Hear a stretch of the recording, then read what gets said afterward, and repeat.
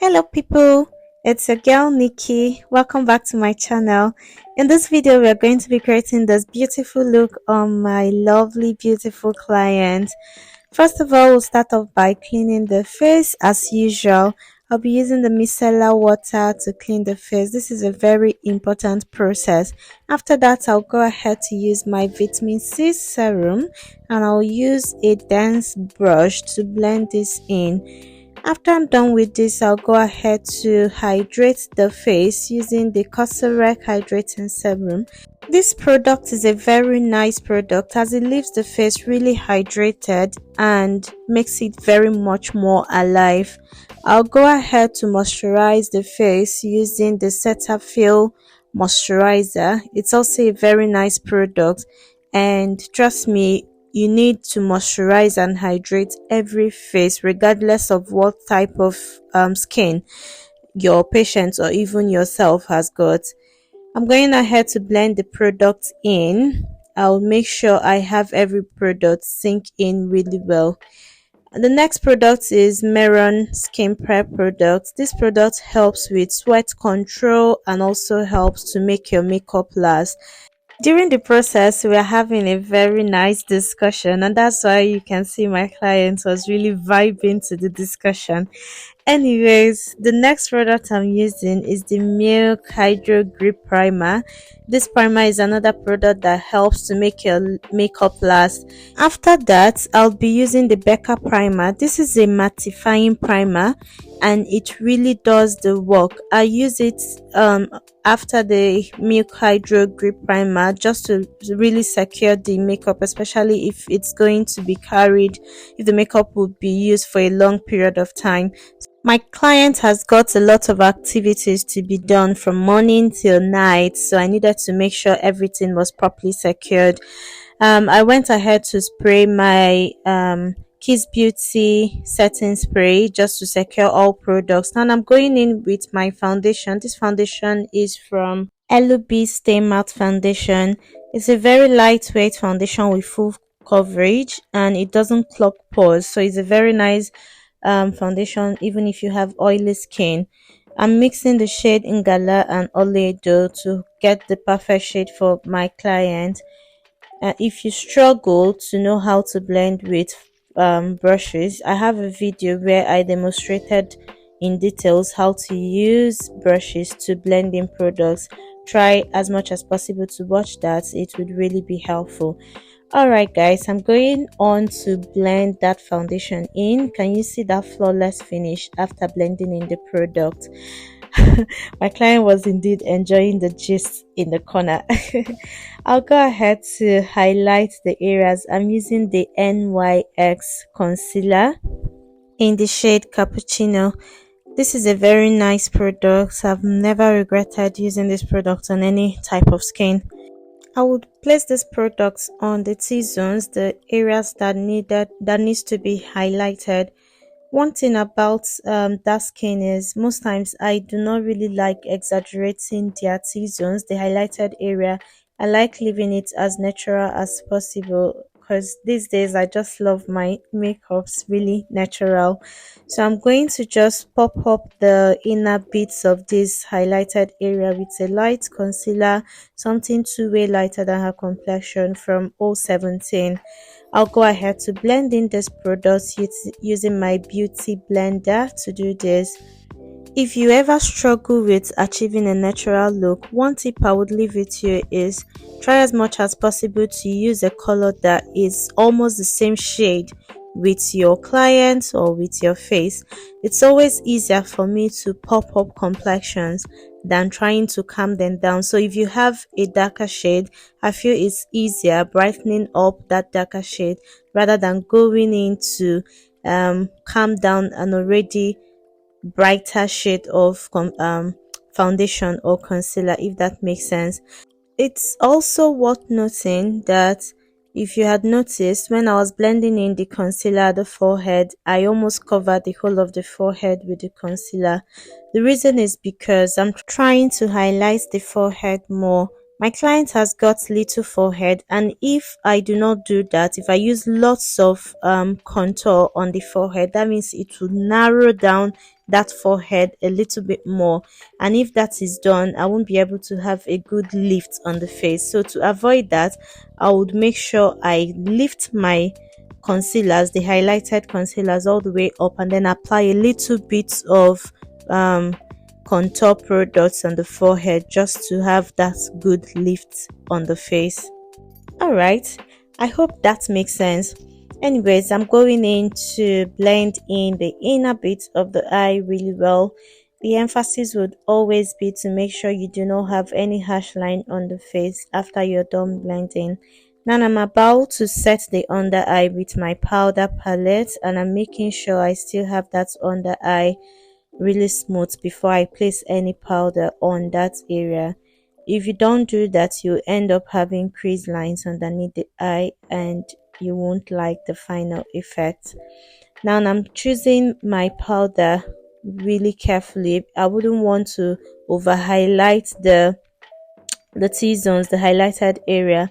I'm using a powder that is still close to the same shade of concealer that I used. I'm also using a puff for this, and all I'm doing is pick my powder and then I place it on the area that I want it to be. I'm repeating the same on the other side of the face, and after that I will also go ahead to highlight every other part of the face where I placed my highlighted concealer. Okay, once I'm done setting these parts, I'll then go ahead to use my brush, my powder brush, to set the remaining parts of the face. I am using the Veebeauty powder palette for the remaining parts of the face, and I'm also making sure I'm choosing my colors really well so that I do not over highlight my client's skin. Now I'm using an angle dense brush to contour the face.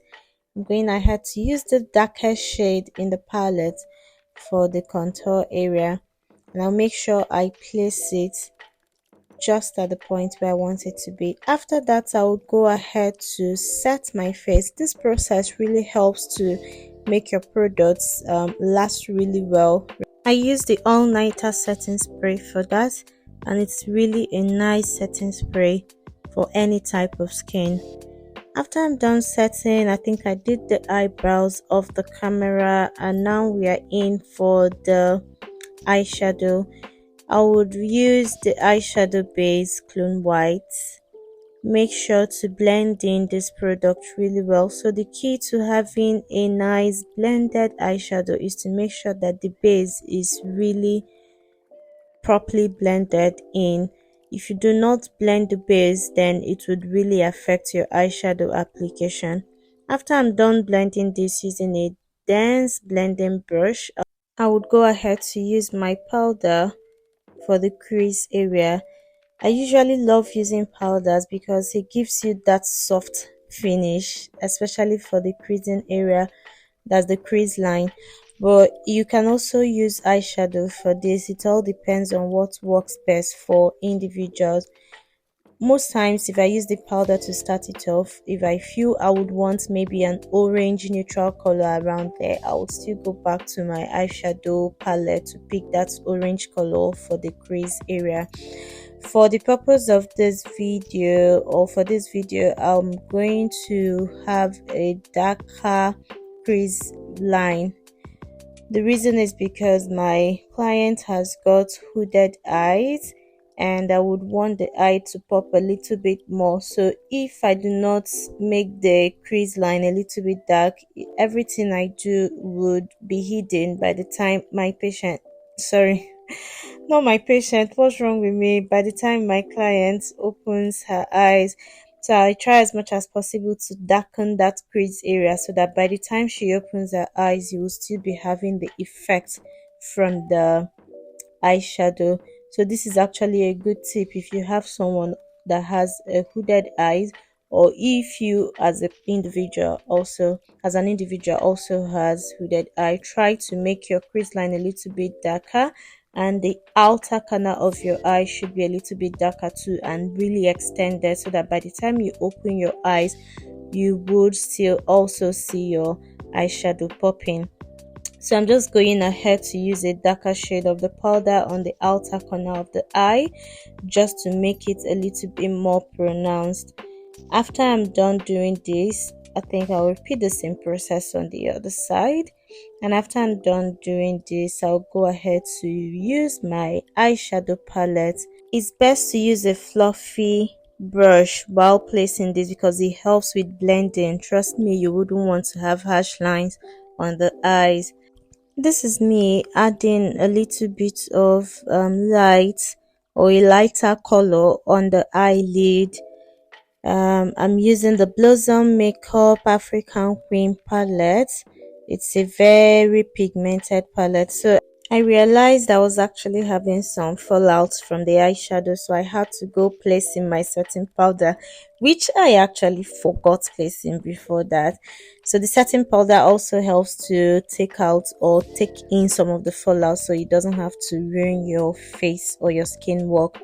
So I'm still placing the eyeshadow using that brush. I'm not sure which brush I'm using there. After that, I would want to pop that eye a little bit more. Make sure you blend in. Actually, guys, I'm using my glitter glue first before adding my glitters. That was actually pigment. So what I actually did to achieve that pigment, I had to mix lots of pigments. I think I mixed white, orange and brown color to get that color. So you can actually play with your glitters to get whatever color or whatever effect that you wish. That wasn't actually a glitter. I don't know why I'm calling it glitters. Those are pigments. So I went ahead to place it on that eye and I made sure I blended everything well. This is me going in to pick a black and brown eyeshadow, so I had to mix a black and brown eyeshadow just to further make that outer corner more intense. I'm actually dusting off the excess powder at this point, and I'm basically trying to define the face a little bit more. So this is me trying to make the eyeshadow more popping, so there is this effect that tends to give you better face definition. I'm using a flat brush for that to just make sure that the eyes are really separated from the skin work.